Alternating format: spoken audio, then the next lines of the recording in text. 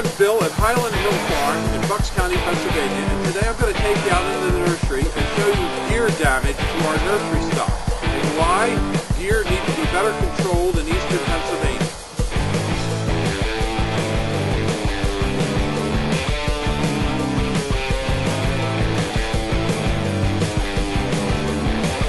This is a block of Elegantissima arborvitae.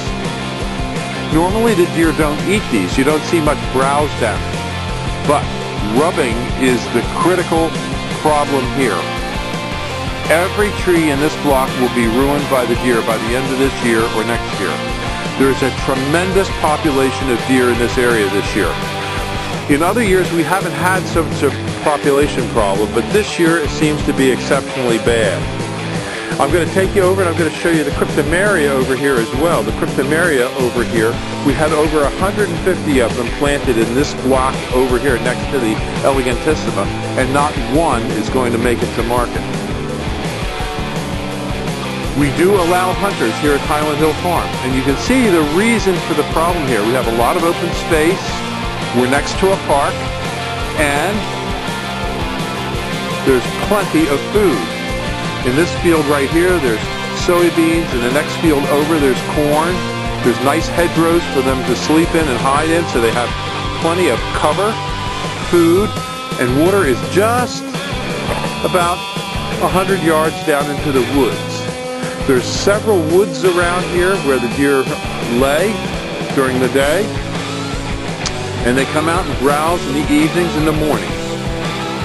So if you want to hunt these deer, we do have a program here at Highland Hill Farm.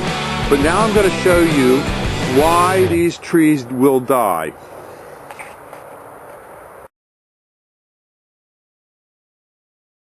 Many of these trees are rubbed completely around the bark.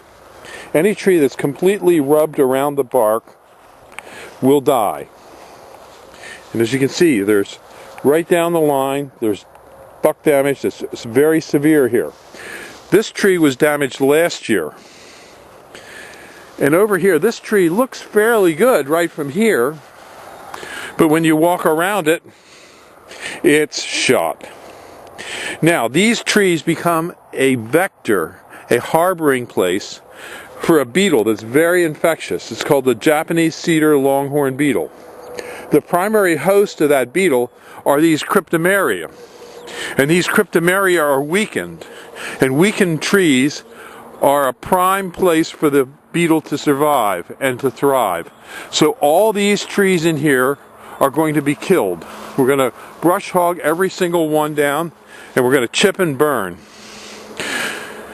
Some will be chipped, some will be burned. The ones that are going to be chipped are the larger ones, the smaller ones we're going to put in a pile and burn.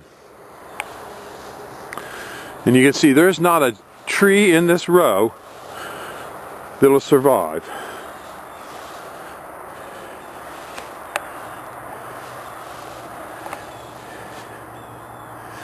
Now the interesting thing is down here we have no problem raising some hardwood trees.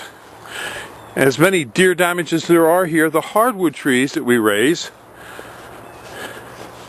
don't seem to be bothered as much. In fact, we've been out here harvesting some and digging some. And the reason for that is this. These are river birch, and they're multi-stemmed. Multi-stemmed trees such as this, the deer don't rub as much. The bark that's peeling here is the natural peeling of the river birch. These are heritage river birches. Now if you notice, what we do is we leave all these suckers around the tree. And when we do that, the deer, when they go to rub this tree with their antlers, these branches get in their eyes, and they don't like that. So it's sort of a natural defense against the deer. Now over in this section over here, these are trees that the deer don't normally eat. This is a copper beech, but they will rub them. But they have pretty much left those alone. The other issue here that comes into play is these trees up in here are opportunistic. The deer come in off the field, and this is the first set of trees that they find. So normally in the nursery, we find trees closer to where the deer enter a field to be more at risk. And as you can see, there's deer damage and buck damage everywhere.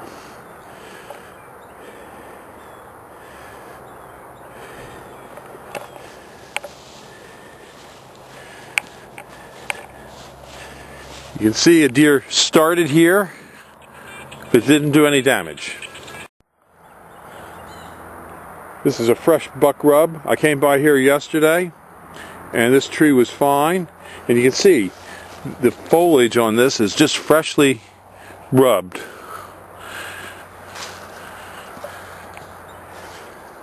And of course, again, as you see, this is an opportunistic tree. It's on the edge of the place where we're growing trees here. And of course, these will be the first trees that will be attacked by the deer.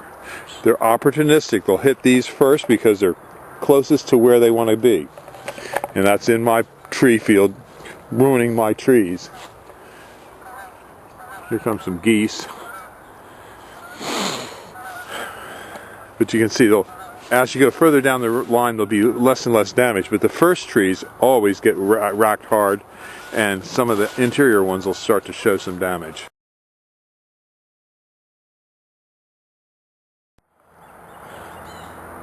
This is a fresh buck rub. I came by here yesterday, and this tree was fine. And you can see the foliage on this is just freshly rubbed.